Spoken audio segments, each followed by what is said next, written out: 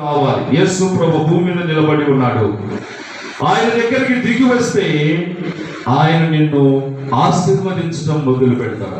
నేను లేదమ్మా, నేను కొండెక్కి కూర్చుంటా, చెట్టెక్కి కూర్చుంటా అంటే ఇక నీ ఇష్టం, నీ ప్రమాదంలో నీవే పడతావు. కాబట్టి అలాగా బస్ ఎక్కినా రైలు ఎక్కినా మన స్టేజ్ రాగానే త్వరగా మన లగేజ్ అంతా తీసుకొని దిగి క్షేమంగా ఇంటికి వచ్చినట్లుగా మన జీవితంలో ఆ మేడి చెట్టు ఎక్కినటువంటి జగ్గయ్య ఏ విధంగా అయితే త్వరగా దిగి వచ్చాడో, ఆ ప్రమాదకరమైన పరిస్థితుల నుంచి దిగి వచ్చాడో, మనము కూడా ప్రమాదకరమైన ఎత్తైన స్థలములలో నుంచి యేసు ప్రభు దగ్గరికి రాగలగాలి. ఒకరోజు ఒక సంఘటన చెప్తాను. దావీదు కాలంలో జరిగింది. అబీగయలు అనేటువంటి ఒక స్త్రీ యొక్క భర్త పేరు నాబాలు. అతడు మొరటువాడు. దావీదు అరణ్యంలో సంచరిస్తున్న దినాలది. ఆ దినాల్లో తన సైనికుల కొరకు ఆహారం కావాలని నాబాలు దగ్గరికి ఒక 10 మందిని పంపాడు.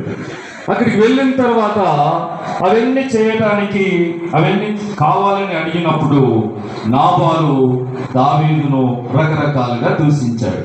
అంటే దావీదు ఎవడు అన్నాడు, యేసయ్య కుమారుడు ఎవడు, వాళ్ళకెందుకు నేను భోజనం పెట్టాలి, వాళ్ళకెందుకు నేను భోజనం పంపాలి, కాబట్టి ఎవడు దావీదు అంటే దావీదు యొక్క ప్రభావము తెలిసినా, దావీదు ఇజ్రాయేలు 12 గోత్రాలకు రాజు అని తెలిసిన, దావీదు యుద్ధ రంగంలో గొల్యాతులు జయించిన విజయవీరుడని తెలిసిన, నాబాలు మొరటోడు కాబట్టి అతనికి ఏం అర్థం కాక దావీదు ఎవడు, యేసయ్య కుమారుడు ఎవడు, పంపేదే లేదు అనుకున్నాడు.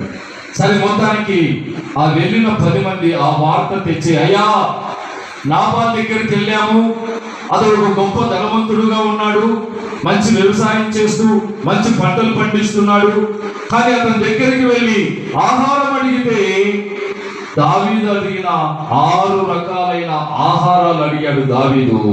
ఆ 6 రకాలైన ఆహారాలు అడిగితే అతనేమన్నాడు, ఎవడో మాకు తెలియదు, మాకు తెలియని వానికి మా కష్టార్జితం మా ఆహారం ఎందుకు పెట్టాలి, కాబట్టి ఎవడే దావీదు మాకు తెలియదు అన్నాడు.